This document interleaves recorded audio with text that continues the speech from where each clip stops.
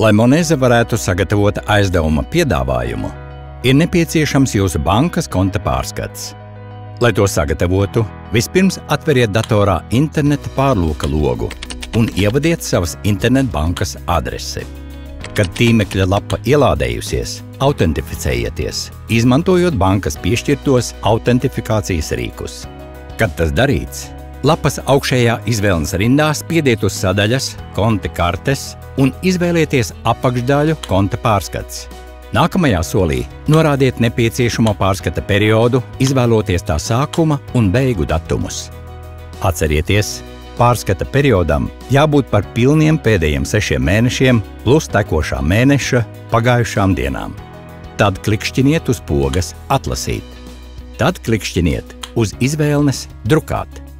Drukāšanas paziņojuma logā izvēlieties opciju Save as PDF. Tad spiediet pogu Save un saglabājiet to savā datorā. Beidzot darbu internetbankā, drošības apsvērumu dēļ atcerieties iziet no tās un aizvērt interneta pārlūka logu. Tagad palicis pats vieglākais. Pievienojiet bankas konta pārskatu Moneza pieteikuma formai vai atsūtiet mums sava konta pārskatu uz e-pastu dokumenti@moneza.lv.